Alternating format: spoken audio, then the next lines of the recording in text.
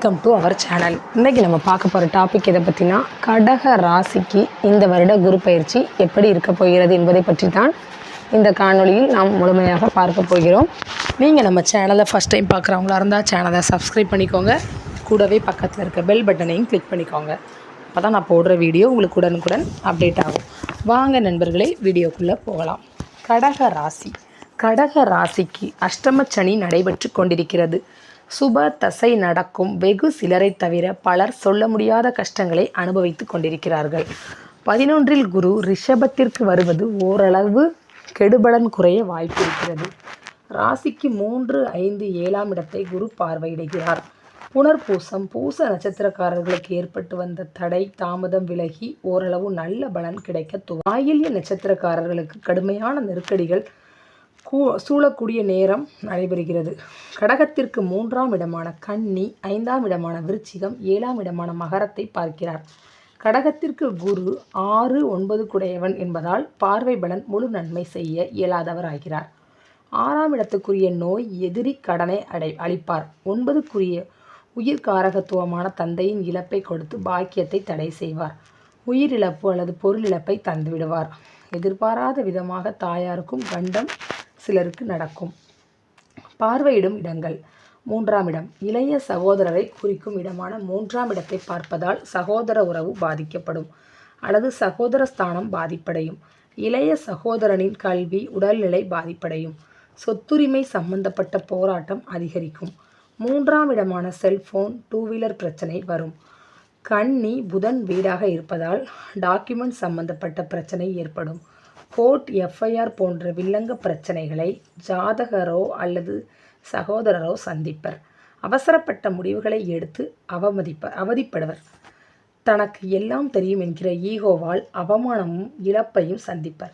காலி நிலம் சம்பந்தமான பிரச்சனைகளை சந்திப்பர்.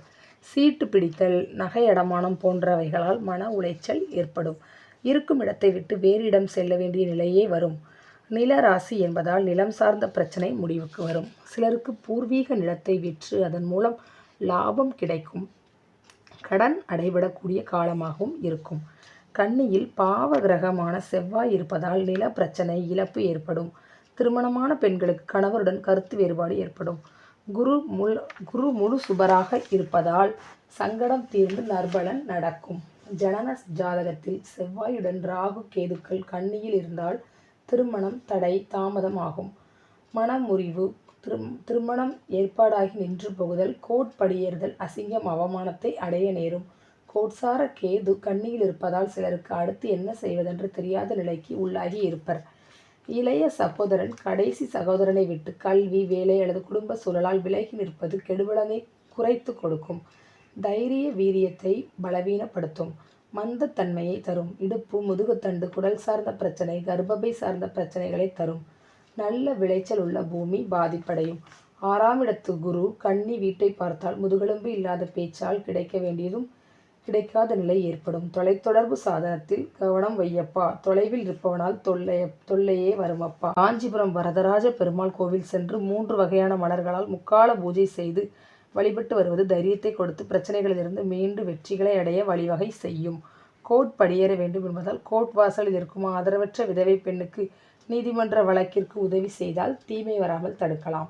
நீதி தேவதை கோர்ட் மகாராஜா பெயரில் இருக்கும் தெய்வங்களை வழிபட்டால் போலீஸ் கோர்ட் படியேறாமல் இருக்கலாம். வைத்தியநாதர் கோவில் சென்று வருவது குடல் சார்ந்த நோயை தடுக்கவும் நோய்க்கான மருத்துவம் கிடைத்து குணமடையவும் யோகத்தை தரும். 5ஆம் இடம் பூர்வ புண்ணிய ஸ்தானமான 5ஆம் இடத்தை பார்க்கிறார். 5ஆம் இடமான புத்திரஸ்தானம் சார்ந்த நன்மைகள் கிடைக்கும். குடும்பத்தில் புதிய வரவாக குழந்தை பிறக்கும். தாய்மாமன் வகையில் வரவேண்டிய சொத்து சேர்க்கை, பங்கு பணம் கிடைக்கும். எதிர்பாராத அதிர்ஷ்டம் தேடி வரும். குலதெய்வத்திற்கு செய்ய வேண்டிய பூஜைகள், கோவில் திருப்பணி, கும்பாபிஷேகம் போன்ற சுப காரிய விசேஷங்கள் நடத்த வேண்டி இருக்கும். திடீர் உல்லாச பயணங்கள் உற்சாகம் தரும். ஆழ்ந்த அறிவின் மூலம் புதிய கண்டுபிடிப்புகள் ஏற்படும். கீர்த்தி, புகழ் கிடைக்கும். திடீர் தெய்வீக யாத்திரை செல்ல நேரும். இவை அனைத்தும் நல்ல பலன்களே. தசாபுக்தி கெட்டு இருந்தாலோ, விருச்சிகத்தில் ராகு, கேது, சூரியன், செவ்வாய் ராசிக்கு பாதக கிரகங்கள் இருந்தால் கடுமையான சோதனையும் வேதனையும் தருவார். 6 குடையவன் குரு குழந்தை பாக்கியத்தில் பாதிப்பை தருவார். டெஸ்ட் டியூப் பேபி முயற்சிகள் ஓரளவுதான் பலனளிக்கும். ராகுவின் பார்வை விருச்சிகத்தில் விழுவதால் மலக்குடல் ஆசனவாய் பிரச்சனைகளை தந்துவிடும். மர்ம நோய், பில்லி சூனியம், செய்வினை கோளாறுகள், தேவையற்ற பயத்தை தந்துவிடும். தாய்மாமன் இறப்பு வேதனை தரும். தாய்மாமன் வகையில் பிரச்சனை வரும். பாத யாத்திரை, தெய்வீக பயணங்களில் கவனத்துடன். விபத்து, கண்டம் ஏற்படக்கூடிய காலம். மறைமுக எதிரிகளால் பேச்சால் வம்பு வழக்கு வரும். பெற்ற பிள்ளைகள் காப்பாற்றும் என்கிற நம்பிக்கையில் உற்றார் உறவினரை பகைத்தால் உற்றவனும் விட்டு போவான். 5ஆம் இடம். பூர்வ புண்ணியம் இருந்தாலும் குலதெய்வம் கை கொடுக்க குருபலம் வேண்டுமடா. பரிகாரம்: குலதெய்வத்திற்கு நேர்த்திக்கடன் வைத்துவிட்டு பல தலைமுறையாய் செய்யாமல் விட்டால் தலைமுறையை தான் பாதிக்கும். கடும் சோதனை, வேதனை இருக்கையில் கண்ணில் படும் தெய்வத்திற்கெல்லாம் நேர்த்திக்கடன் வைத்துவிட்டு காரிய வெற்றியான பின் நேர்த்திக்கடனை மறந்து விடுகிறார்கள். இதனை பலரும் பலகாலம் செய்கிறார்கள்.